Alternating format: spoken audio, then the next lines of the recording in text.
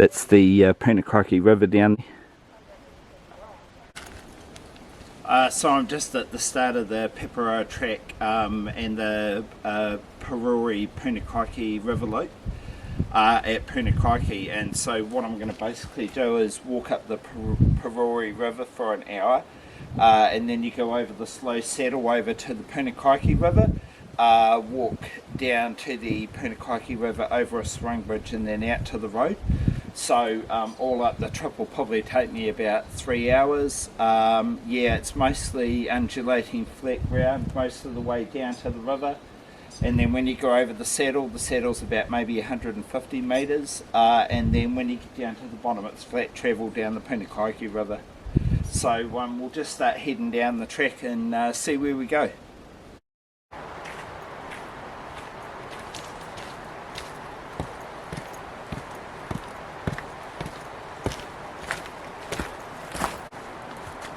So this is the turn off to go over to the Punakaiki River.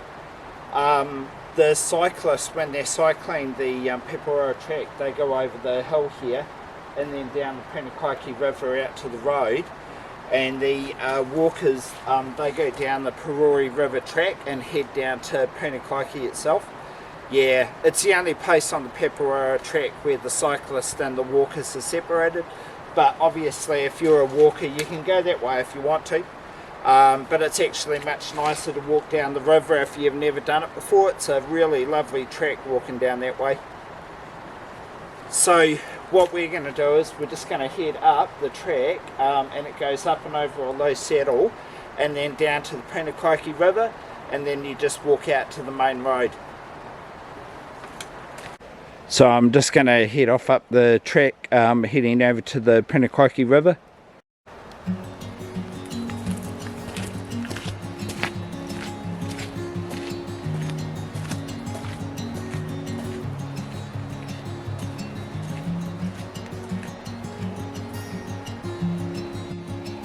Slowly winding uphill to the apex of the track here, over a low saddle. The gradient's not too bad.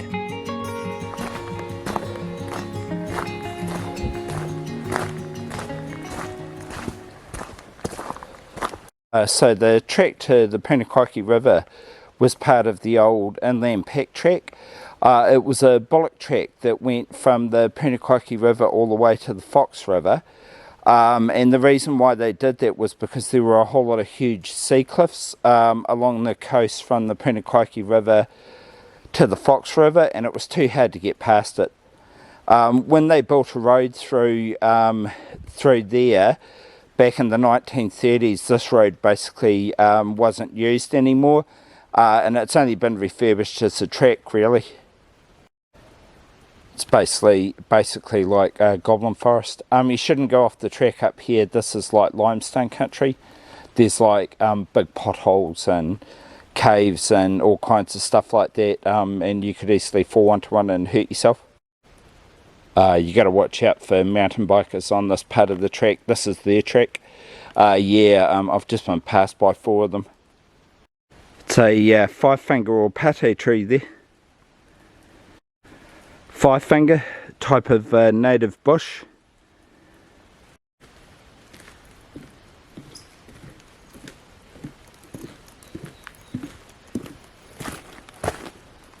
This is a type of moss that only grows up here in Paparoa National Park.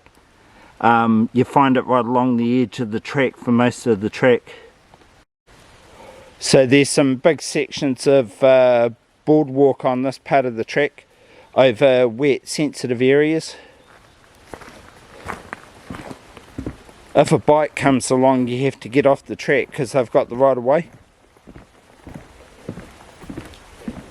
So that's a section of the historic inland pack track. I'm not going to go walking that way because I don't know where it goes. I don't know what kind of condition the track's in. I don't want to get myself in trouble.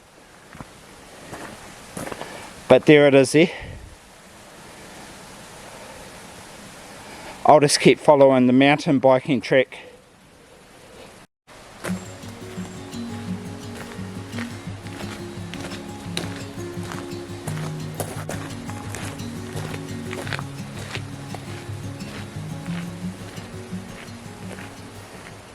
So there's a bit of a steeper section of the track climbing up to the top apex of the track where you head down into the Punakaiki River. Yeah, I think I'm just about there. Much of the Paparoa track is the same as this, kind of winding up and downhill. The only places that are really flat are up on the escarpment.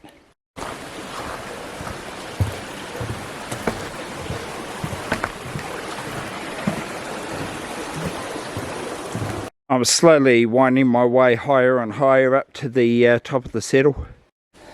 It's about the fifth bridge that I've struck so far along this part of the track. Yeah.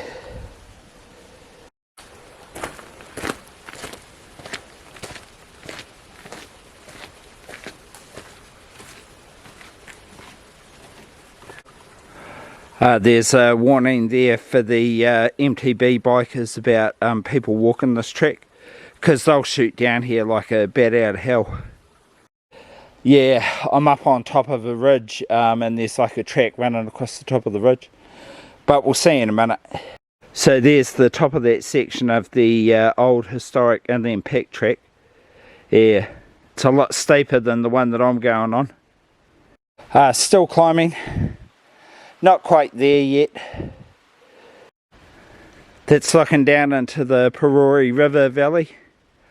There's snow on those distant hills.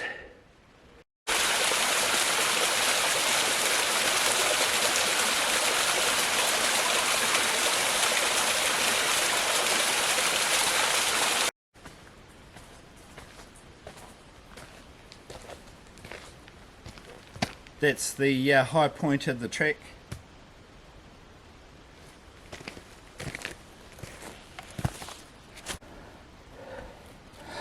That's the apex of the track where the sign is. Downhill from here to the Punakaiki River. I'm just going to stop and have a break. Big red deer just went crashing off through the forest. Some people were walking up the track and it must have heard them coming up the track. Yeah, I didn't see it. I was standing here for a couple of minutes and I only saw it as he was running away into the bush. Just downhill from me here.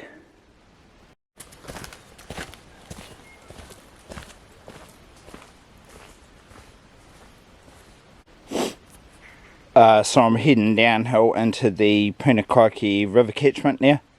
Yeah, looks like it's quite steep downhill. There's another section of the historic inland pack track heading down to the Punakaiki River. Yeah, you can see how steep that is and it's really rutted and washed out.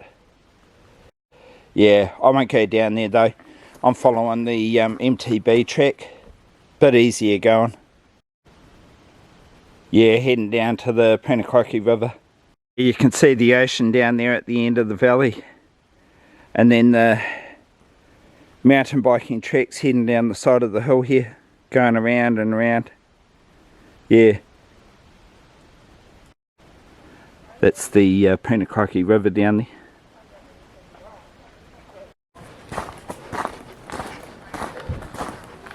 It's a series of switchbacks going down the side of the hills, heading down to the river at the bottom of the valley. So you can't stop in these rockfall areas. Big rocks fall down off the top of the hills and roll over the track. Don't want to be smacked by one of those things. There's a shovel there for when they're doing maintenance on the track. You see them scattered all the way along, right along the Paparoa Great Walk.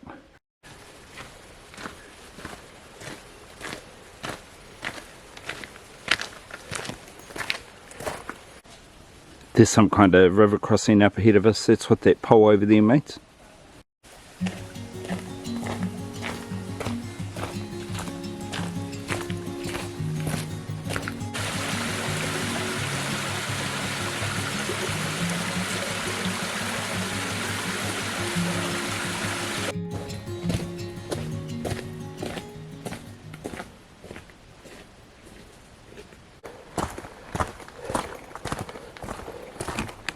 Getting down by the towards the bottom of the track. So there's the bottom of that section of the historic inland pack track that comes down from the apex of the track. Yeah, I'm down on a flat now. I think there's like a river flat leading up to the suspension bridge, so I'm almost at the end of the track. On this flat, I'm pretty sure there's a flat that runs out to the suspension bridge. So I think we're finished with the downhill section. We'll just have to see.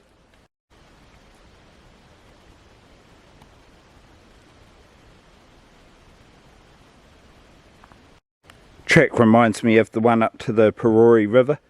Yeah, see, it's got ditches on both sides, hard surface, nicely done. Just down on the river flats approaching the river, I can hear it off to the right and in front of me.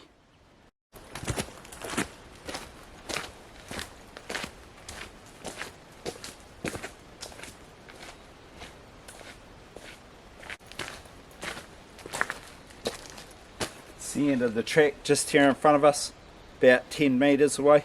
Yeah, so we'll just walk off the track. There's the end of the track there.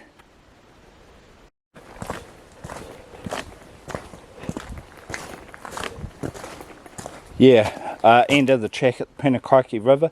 You can see there's a Maori gateway on either side, and then we just get on that track out there in front of us and walk down to a suspension bridge that goes over the Punakaiki River.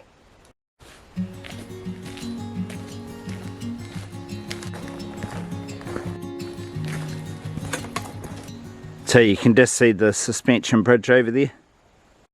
The suspension bridge over Punakaiki River, and then you can see the road over there on the far side, and then you get up on the road and you walk out to the end of the track out on the main road.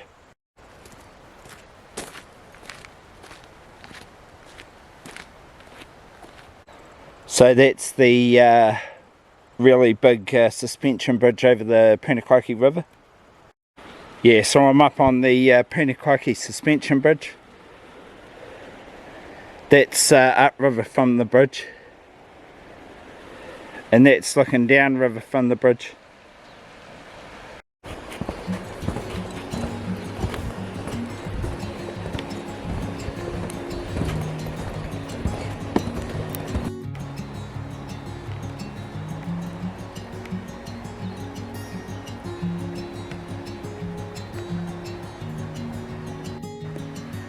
Punakaiki suspension bridge is the second longest suspension bridge in New Zealand.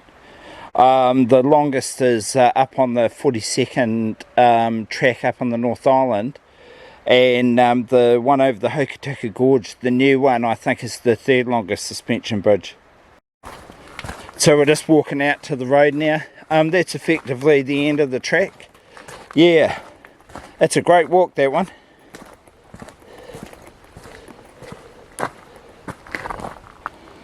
And there's the sign at the start and the end of the track. And then we're just walking up to the car park up out here, and there's a road, sealed road that goes all the way out to the state highway and then back to Punakaiki. So there's a toilet and an information kiosk here at the Punakaiki end of that loop, and this is the car park here. So parking for probably about maybe 40 to 50 cars.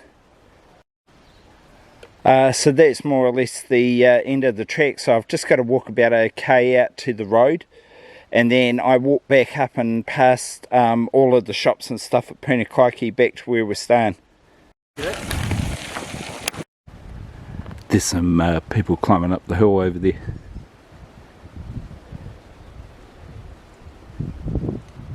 Must be clips nailed into the wall because she's clipping up to the cliff face.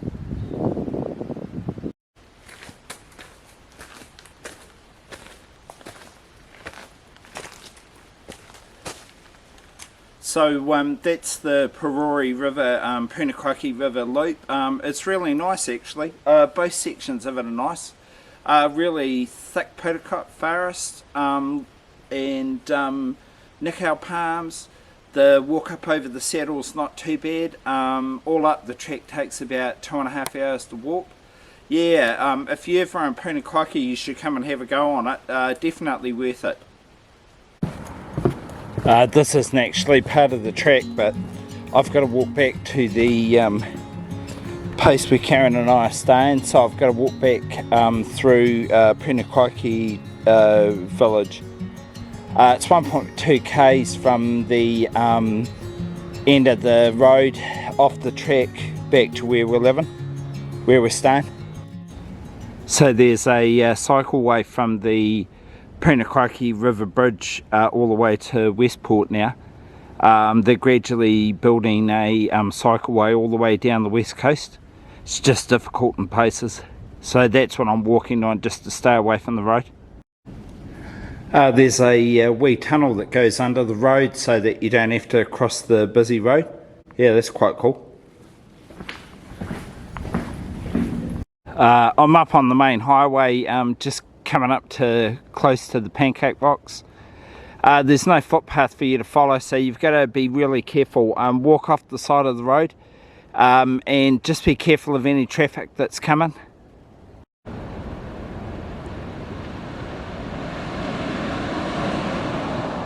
There's a footpath that you can walk on from the Pancake Rocks all the way back into Punakaiki settlement, where all the accommodation units are. So from here onwards, like, you're off the road and you don't have to worry about the traffic. Yeah, so I'm staying in one of those houses you can see just down the bottom of the hill there, so there's only like about 500 more metres to go.